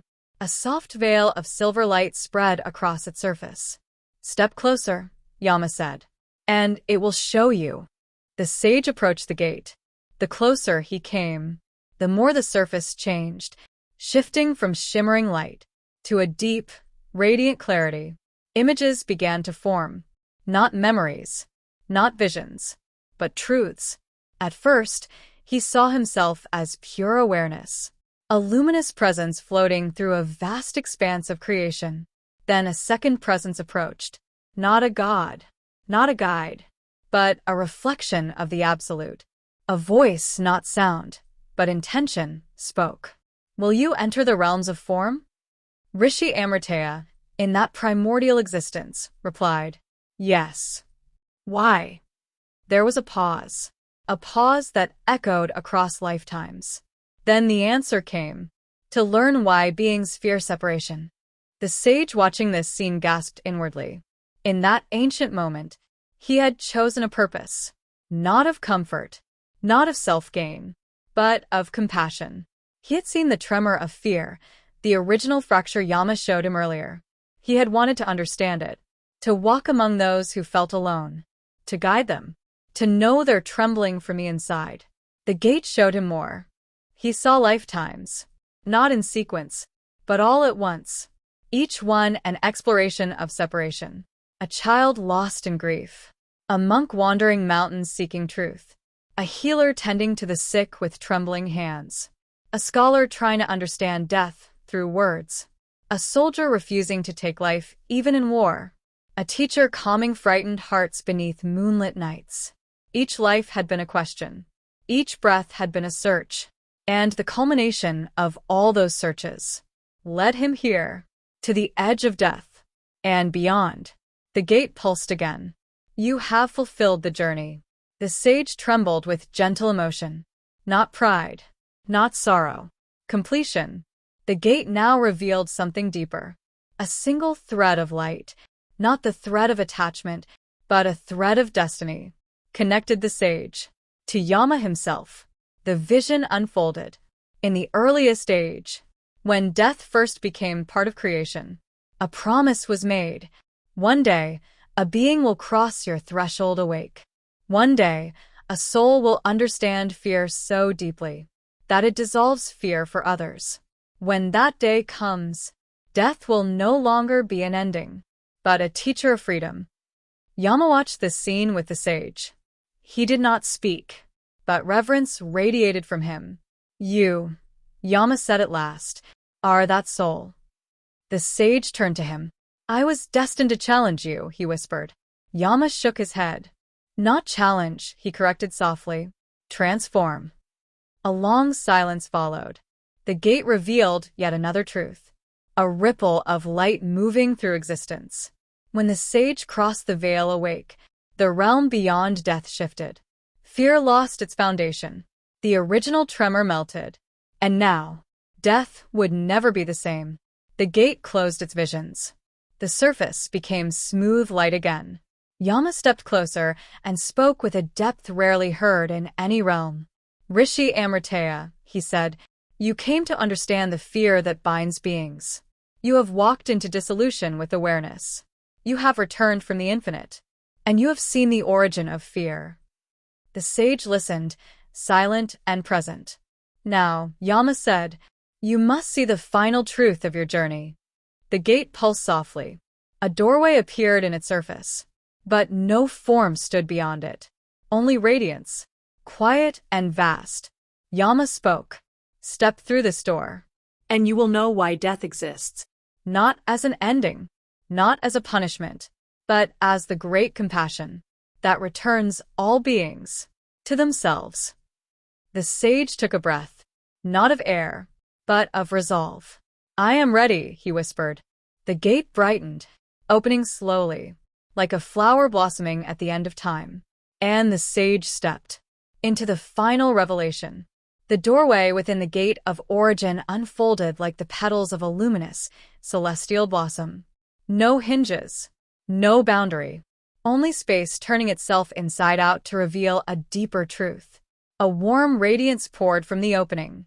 Not bright, not blinding, but profoundly inviting, like a memory the soul had long forgotten, yet instantly recognized. Rishi Amritaya stepped through, not walking, not moving, simply shifting from one layer of being to another. Yama did not follow. He remained outside the threshold, not by limitation, but by design. Beyond this, he said, lies the truth even I serve. The sage dissolved into the light. The realm he entered had no floor, no walls, No sky. no shape, yet it was not empty. It was filled with an essence so soft and so complete that it made the sage feel like he had stepped into the heart of existence itself. Here, there was no up or down, no direction, no passage of time. It was as though he had entered a single, infinite breath. A voice, not separate, not external, arose gently from everywhere at once. Welcome. The sage did not reply with words. He responded with awareness. The voice continued. You have crossed the veil awake. You have dissolved the seeker. You have returned as being. Now you will learn why death exists. The sage listened, his awareness open like a still lake.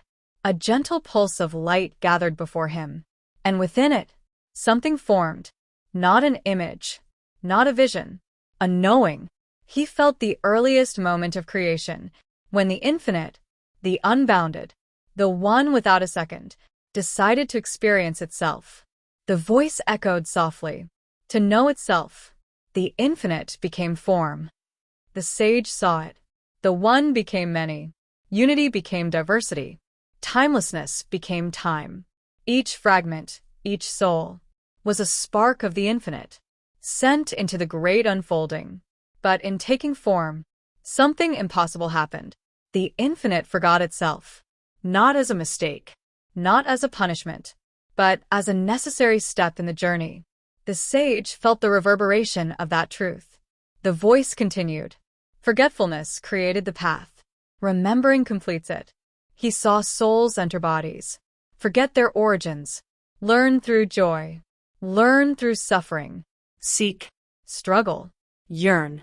He saw the tenderness of it, the raw beauty in each soul's journey, from innocence to forgetting to awakening. The light deepened. A new truth unfolded. The voice whispered gently, but beings began to cling, to form. He saw the early fragments of consciousness grow attached to the bodies they inhabited. Some refused to release. Some feared the unknown. Some believed the physical world was the entire truth. He saw the pain that emerged when beings held on to what must change. And, in that moment, he felt the need arise. Thus, death was born. Rishi Amritaya's awareness trembled, not in fear, but in profound understanding. Death was not invented to punish, not created to frighten, not designed to end. It was created to liberate, to gently untie the soul from the form it mistakenly believed was all it was. The voice softened. Death is the compassion that frees beings from their forgetfulness. The sage saw it clearly now. Every time a soul became trapped in identity, in suffering, in attachment, in confusion, death arrived as a soft hand to release it. It was not the destroyer. It was the unbinder, a cosmic kindness, a returning home. The next truth unfolded like a lotus opening.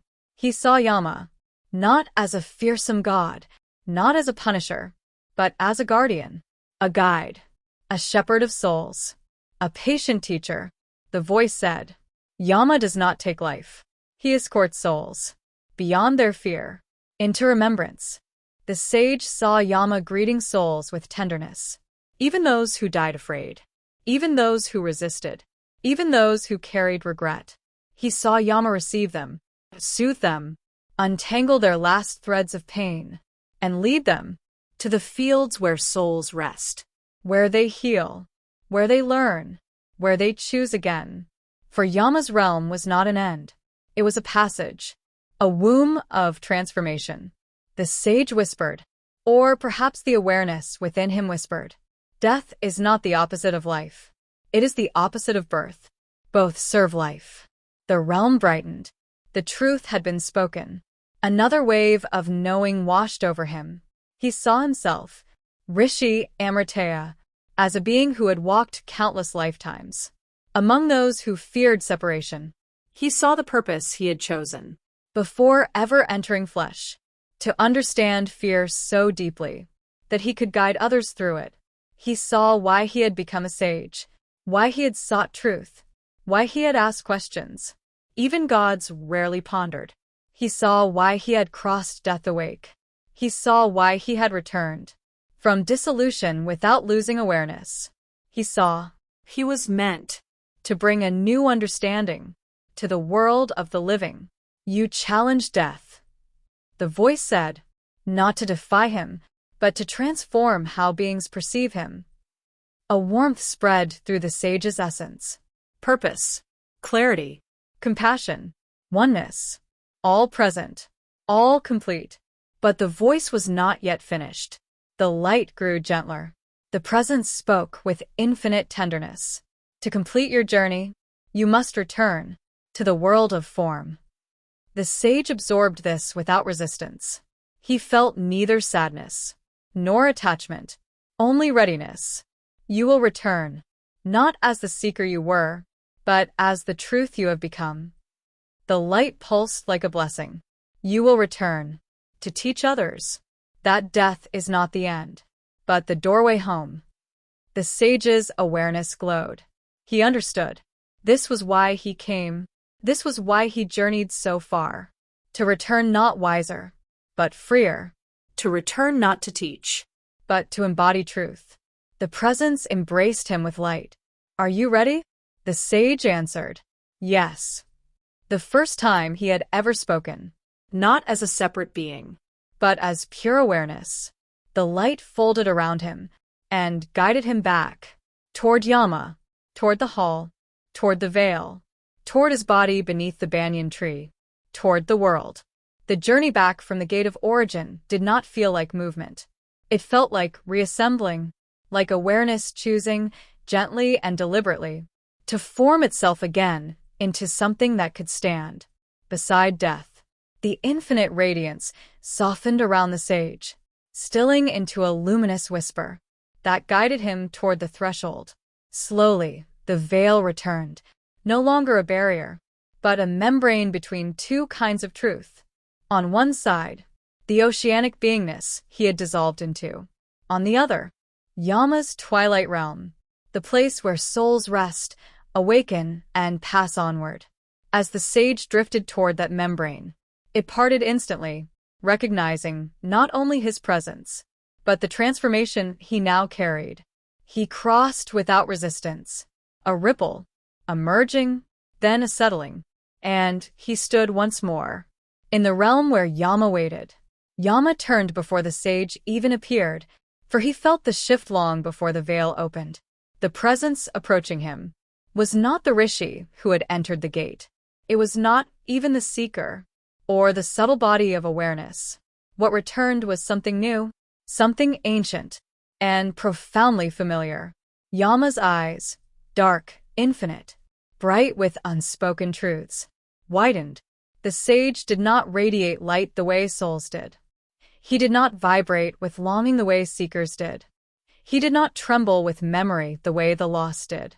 He simply was a being of pure awareness, who still carried compassion, presence, and clarity, a being who had dissolved, and yet chosen, to return. Yama stepped forward, and did something almost no soul had ever seen. He bowed, not deeply, but sincerely, a bow from one guardian of truth to another. Rishi Amritaya, Yama said quietly, "You return changed." The sage's presence responded like warm light. "I return as truth, not as the one who sought it." Yama nodded. "You have seen what even the gods do not see. You have learned the purpose of my existence from the source itself." The sage pulsed with gentle gratitude. Death is not an end, but a returning. Yama's expression softened. Yes. "And now you understand. My role is not to separate, but to reunite. For a moment, the realm around them became brighter, as though the twilight itself was listening. Yama stepped closer. You have returned with knowledge, but knowledge alone is not your purpose. The sage listened. You returned because something calls you still, a movement of the cosmic rhythm, a whisper from the world of form. The sage agreed. He felt it, a gentle pull from the human world, not a thread of attachment, not a karmic pattern, not longing, but invitation, a place where truth was needed, a place where hearts trembled because they misunderstood death, a place where his presence could ease suffering simply by being. Yama asked, "Do you know what you must do?" The sage pulsed softly. "I will teach not from mind, but from being. I will guide not through words, but through presence. I will show the world that fear dissolves when seen clearly." Yama bowed again. "You will change how souls meet me," he said. "Your presence in the world will ease the passage of countless beings." The sage absorbed this with stillness. He understood now. His greatest purpose was not to escape death, but to illuminate it. A soft shimmer at the edge of awareness revealed the banyan tree, the physical world, the old body, sitting motionless beneath its branches. Rishi Amritaya saw it again. The slumped shoulders, the frail limbs, the deep lines etched by decades of meditation, the gentle tilt of the head, as though listening to distant music. Time had passed there. Leaves had fallen and gathered. Birds had perched on the branches above. Yet the body still lived, held in suspension between breaths, awaiting the soul's return. Yama gestured toward it. "You may re-enter the body," he said, "but understand, you will not be who you were." The sage did not fear this. Identity had dissolved. Only purpose remained. Before the sage returned to his body, Yama spoke once more. "There is something few beings know," the Lord of Death said quietly. "When a soul returns from the infinite with awareness intact, it becomes something very rare." The sage listened. "A walker between worlds," Yama said, "neither bound to birth, nor bound to death." The sage pulsed gently. "Then I will walk where I am needed." Yama's eyes gleamed with respect. "And where you walk," he said, "fear will fall away." There was a pause, a sacred pause, where all creation seemed to listen. "Go," Yama whispered. "Return with grace." The sage bowed, not as a man, not as a seeker, but as awareness honoring awareness. The twilight softened around him. The hall faded. The veil shimmered.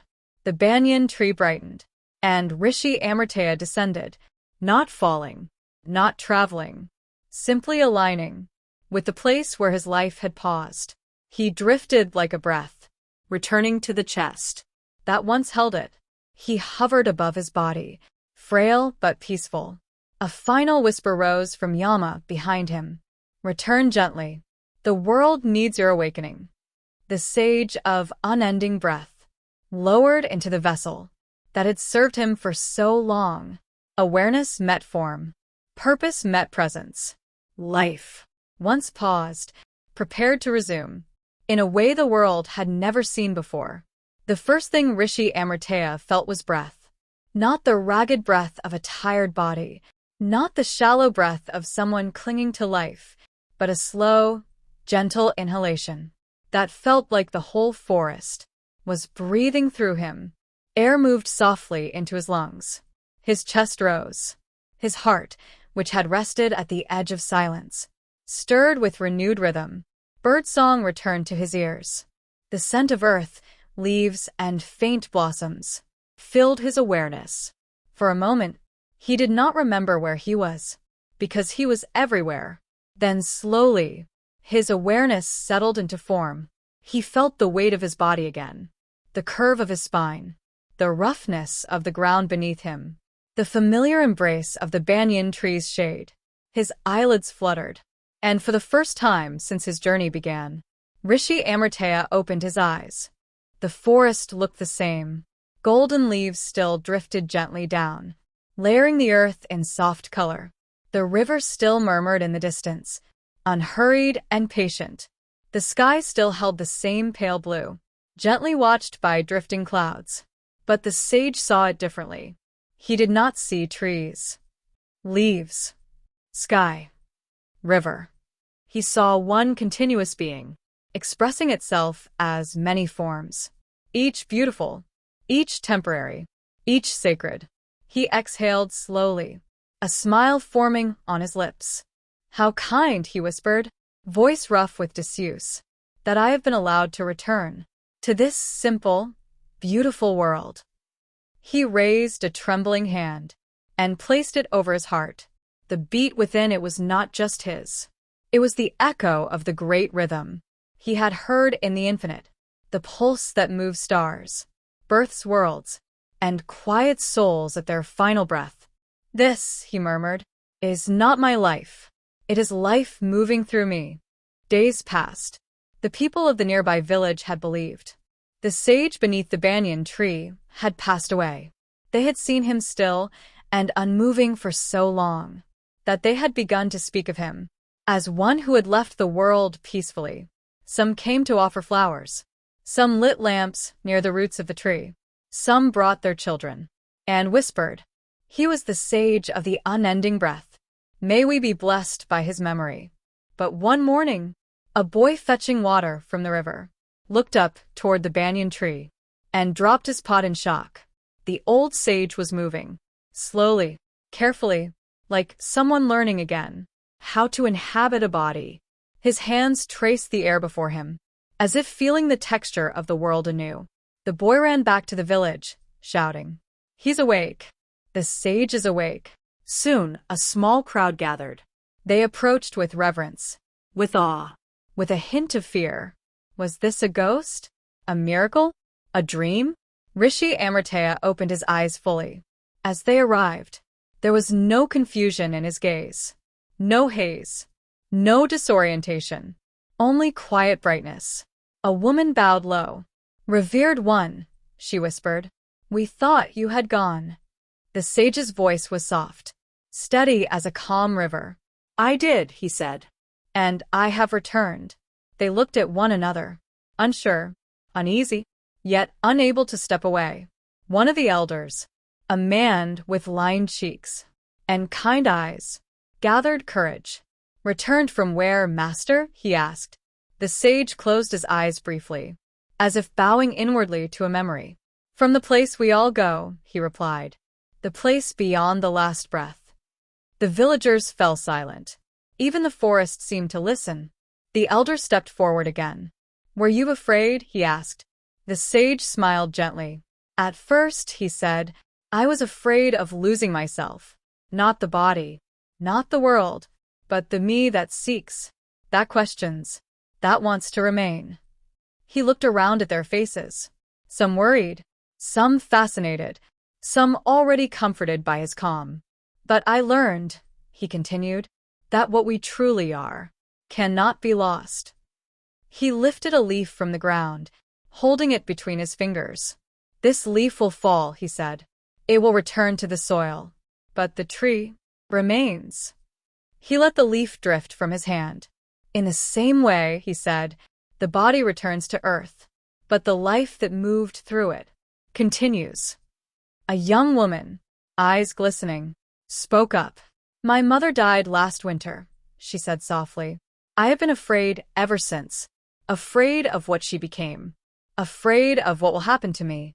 The sage turned his gaze toward her, a gaze without judgment, only warmth. "Your mother," he said, "was not the body you laid upon the pyre. She is the love that still moves in you when you think of her with gratitude. She is the softness you feel when you forgive yourself. She is the quiet strength that rises when you are kind to someone who is suffering." He paused. "She did not vanish," he whispered. "She was simply unbound." Tears slid down the woman's cheeks, not of grief, but of release. For the first time since her mother's passing, she felt more love than fear. A child's voice broke the silence. Is Yama scary? He asked, eyes wide and earnest. The villagers hushed him, embarrassed. But the sage smiled. No, he said. Yama is like a teacher who arrives at the end of class, not to punish the student, but to guide them to their next lesson. He looked gently at them all. You fear him, he said, because you think he takes, but he only releases. He pressed his hand over his heart once more. When the last breath leaves the body, he whispered, Yama stands not as executioner, but as escort. The villagers absorbed this in silence. In their minds, the old image of death as a dark, fearsome force began to soften. In its place, a new image emerged, a calm presence, steady and patient, guiding souls who are tired of carrying the weight of form. Time passed. Word spread. People traveled from distant villages to sit beneath the banyan tree and listen to the sage who had returned from beyond. They did not come asking how to avoid death. They came asking how to live without fearing it. Rishi Amritaya never spoke dramatically. He did not claim power. He did not boast of visions. He sat quietly, his presence soothing hearts.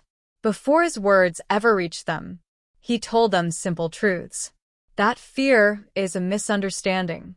That death is not the thief of life, but the hand that returns it to the source. That the self they're most afraid of losing was never the deepest self to begin with. He guided the dying to breathe softly. He comforted the grieving by teaching them how to listen to the love that remained. He taught children to think of Yama not as a monster, but as a guide.